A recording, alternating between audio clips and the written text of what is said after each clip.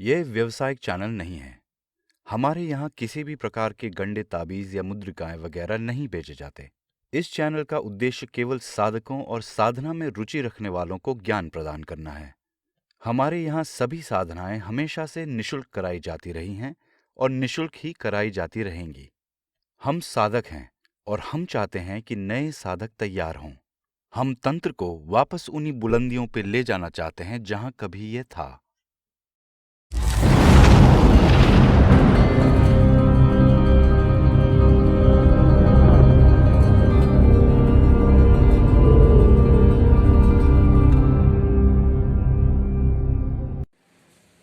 नमस्कार दोस्तों, मैं तांत्रिक हरीश कुमार आप सभी का अपने इस YouTube चैनल पे स्वागत करता हूं।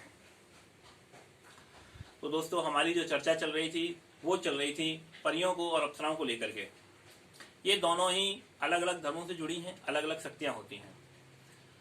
लोग कहते हैं कि परियां परेशान कर रही हैं, अप्सराएं परेशान कर रही हैं। मेरी समझ में यह नहीं आता है कि अगर ये देव शक्तियां भी यदि व्यक्ति को दिक्कत देती हैं अकारण, तो फिर पिशाचिनियां क्या करेंगी? फिर वो शैतान के पुजारी क्या क्या नहीं करेंगे? फिर जो काला जादू करते हैं उनके साथ क्या होगा? जब काले जादू की बातें आती हैं तब हम कहते हैं कि उनके कर्म बहुत भ्रष्ट होते हैं, तो उनका जीवन भी बहुत भ्रष्ट जाता है। लेकिन केवल कर्म से ही नहीं है, आपके साधना करने का क्या परिणाम होता है। हम जो भी साधनाएं करते हैं, जिस योनि को हम सिद्ध करते हैं, मृत्यु के बाद हमें उसी योनि को भोगना पड़ता है। इसके हालांकि कई रास्ते हैं बचने के, लेकिन ज्यादातर क्या होता है कि हमारा जो जीवन है वो उसी जीव में ढलेगा जिसको हमने सिद्ध। आप ऐसे उदाहरण समझ लीजिए, मैंने किसी यक्षिणी को मां के रूप में सिद्ध किया, तो इसमें दो कारण है। सबसे पहले तो मेरे पास वो यक्षिणी आएगी जो मुझे अपना पुत्र मानेगी। मेरे केवल साधना करने से, मेरे केवल अनुष्ठान करने से कोई भी यक्षिणी मुझे सिद्ध नहीं होती। हमारे साथ जब कोई भी शक्ति सिद्ध होती है तो उसका अर्थ है कि वह हमसे वह रिश्ता रखना चाहती है। मैं किसी को अगर पत्नी के रूप में, मैं तो आज अप्सरा का अनुष्ठान करने बैठ गया कि मैं पत्नी रूप में कर रहा हूं, लेकिन क्या कोई अप्सरा मुझे पति रूप में स्वीकार कर रही है? हमारी सफलता इस पर निर्भर करती है। हमने किसी जिन्न को अपने भाई के रूप में या दोस्त के रूप में हमने उसकी साधना शुरू की, तो हमारा कहना रहता है कि साहब जिन्न आया नहीं। अरे जिन्न जब तुम्हारी दोस्ती कबूल ही नहीं कर रहा, या कोई भी जिन्न तुम्हारी दोस्ती या तुम्हारा भाई बनना स्वीकार नहीं कर रहा, तुम कितने भी पापड़ बेल लो, तुम कितने भी अच्छे गुरुओं के पास चले जाओ, तुम कितने भी अच्छे मंत्र का जाप कर लो, कोई माई का लाल आपको सिद्धि नहीं दिला सकता। अगर सामने वाली शक्ति आपको पसंद नहीं कर रही है तो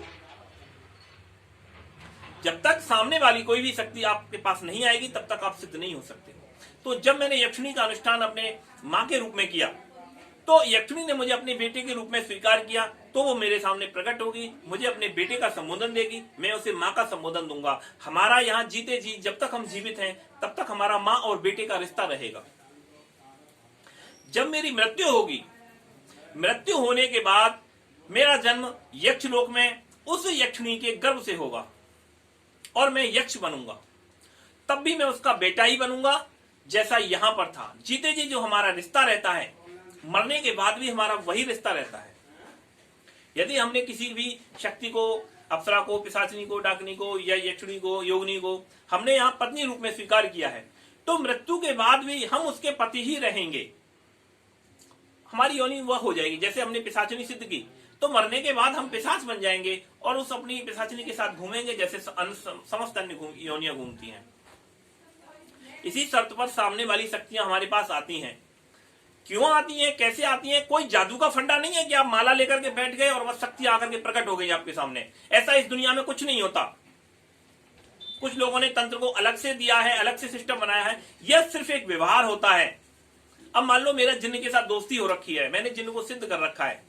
अब मुझे कभी भी अगर आवश्यकता पड़ती है, तो जैसे मैं सामान्य रूप से अपने किसी दोस्त से हेल्प मांगता हूं, ऐसे ही मैं जिन्न से अपनी हेल्प मांग लेता हूं। बस सिंपल सा फंडा है।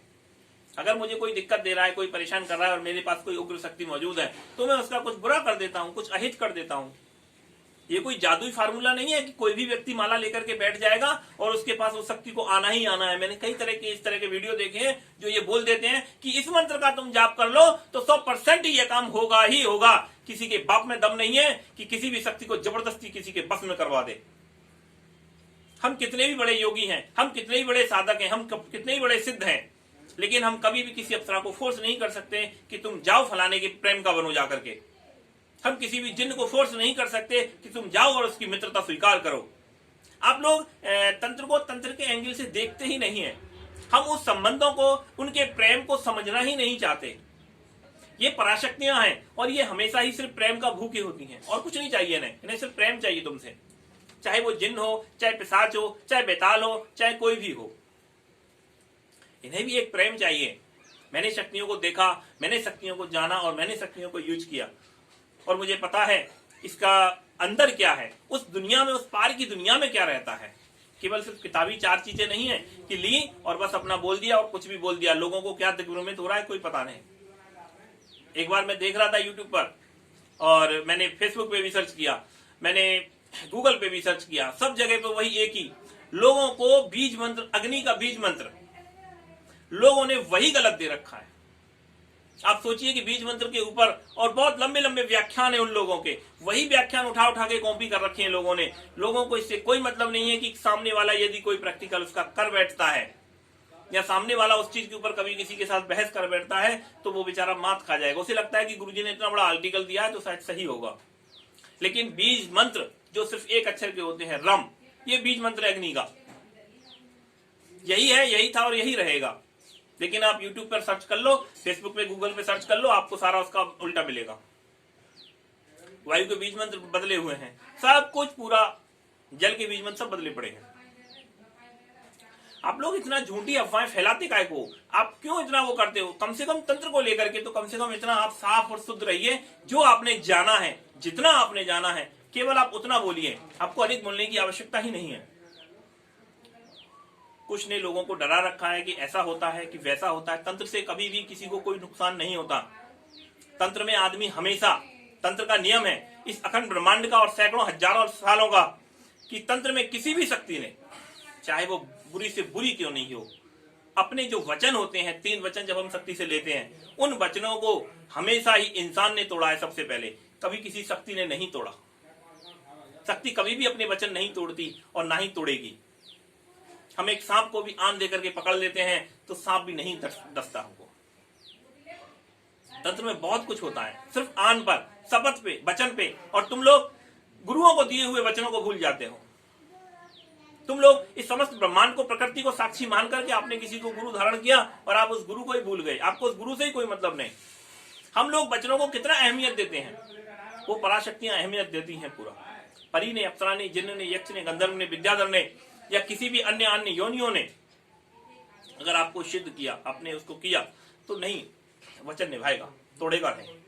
हाँ, जब आप पहला वचन तोड़ोगे, चाहे बात एक छोटे से बतासे की हो, एक बतासा सिंपल सा, 1 पैसे का मुश्किल, आपने बोल दिया है या भैरव के लिए बोल दिया कि भैरव बाबा मैं आज आपको फलाना काम कर दो, मैं आपको लौंग का जुड़ाव बतासा दे दूंगा। आप सामने वाले ने गया, सामने वाला काम करके आ गया। अब आपने केवल उसका बतासा नहीं दिया तो बतासे के लिए वो बहुत कुछ आपका नुकसान कर सकता है, वो अलग मैटर है। अब इसमें गलती भैरव की नहीं है, गलती है तुम्हारे वचन न रखने की। आप हमेशा तांत्रिक इसमें मात खाता है, सिर्फ समय पर भोग न देना। जैसे ही उसके पास पैसा आता है, जैसे उसके पास मान और सम्मान बढ़ना शुरू होता है, जैसे ही लोगों की भीड़ इकट्ठी होती है, तो वो देवताओं की तरफ से थोड़ा सा दूरी बनाने शुरू कर देता है। हमेशा गलतियां यहां होती हैं।